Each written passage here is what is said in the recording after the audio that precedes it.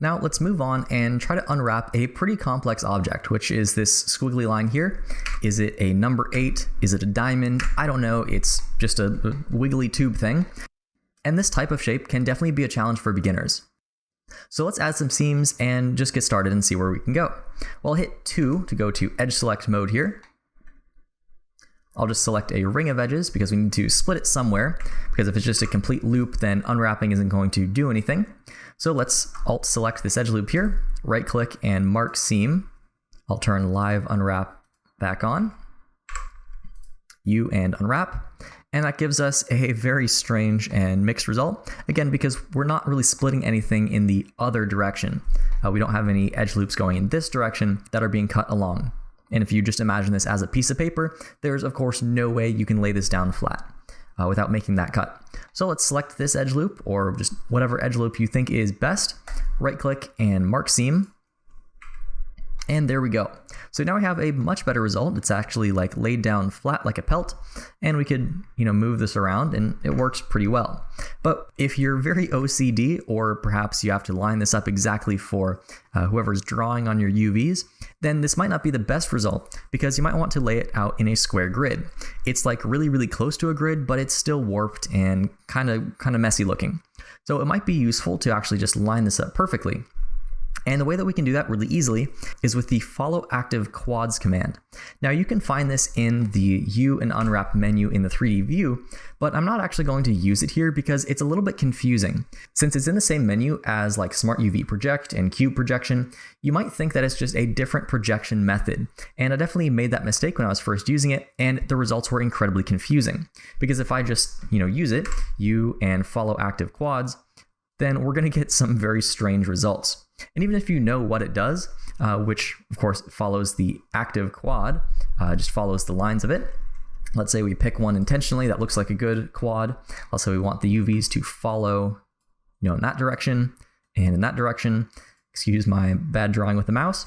But let's say we just pick that quad, U and follow active quads. We can still get some pretty nasty results. So what I want you to think about this as, instead of an unwrap method, is a UV editor tool. So let's just go back to our default unwrap, U and unwrap here. And let's use this in the UV editor instead. So I'll go to face selection mode, and here I do not have selection sync turned on. You could use it with it on, but it's a little bit easier here, because then we could just select one of these faces, then select everything, right click and follow active quads. Now it's more apparent that it's just taking all of these lines and just extending them out. I'll use my annotate line tool, and you can see that it's just following exactly the lines of this quad in all 4 directions. So in order to get this to align with the grid, then we just need to align these edges first. This is such a common task that Blender has a tool to do just that. So I'll go to edge select mode here in the UV editor and select this top edge. Then right click and click Align Auto, and that'll align to whichever axis it's closest to aligning to. So I can either align to the X or the Y, or I could just click Auto, and most of the time it gets it right. Right click and Align Auto for all 4 of these edges, and now this is perfectly aligned with the grid. So none of the rest of these are, but it's okay. We just want one quad that is aligned to the X and the Y axis. Then we can select everything, and again make sure that this is the active quad. If you're not sure, you can always unselect it and then select it again.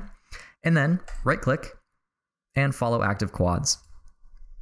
And there we go. Now we have a perfectly aligned unwrap, and we can move this up and down, and it follows along this tube exactly.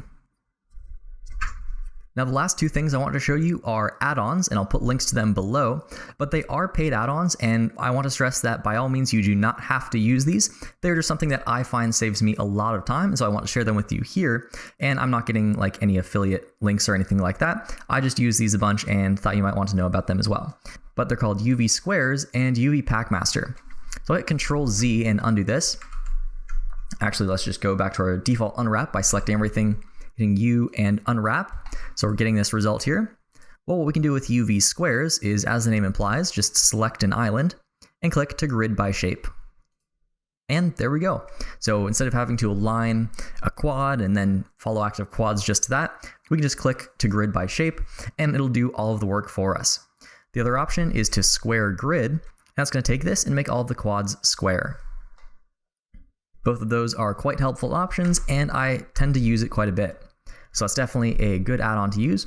And the other one, UV Pack Master, is for better packing the UVs. Let's find one example where it didn't do quite a good job.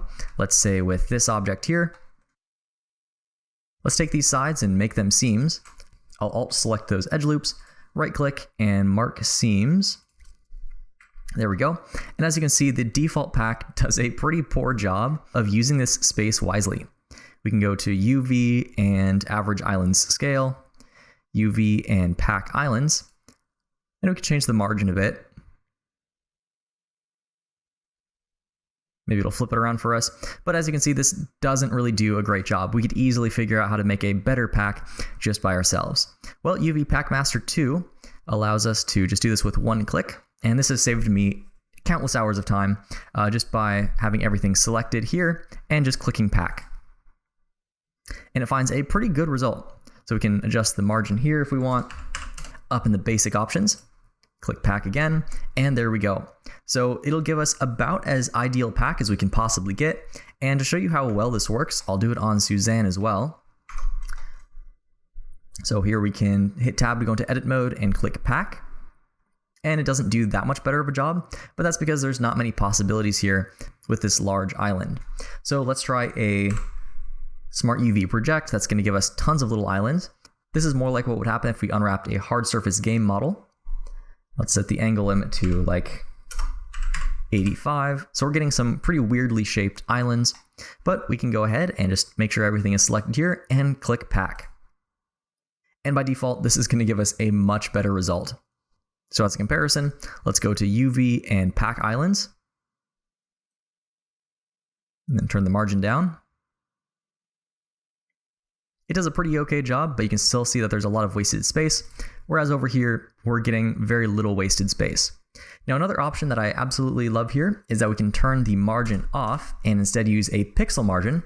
So instead of it being a percentage of the image, we can set it to a set amount of pixels. So that's just under advanced options and under pixel margin. I know I'm going kind of in the weeds here, but we're going to talk about how important a pixel margin is later on in the course. So it's really nice that I can just set this to something like 16 and click pack. And there we go. I know for a fact that there's going to be a margin of 16 pixels around all of these different islands. So again, those are tools that you definitely do not have to use. However, they can definitely save you some time. I'll just hit U and unwrap to go back to my basic unwrap here of Suzanne. And then let's move on to the next lesson.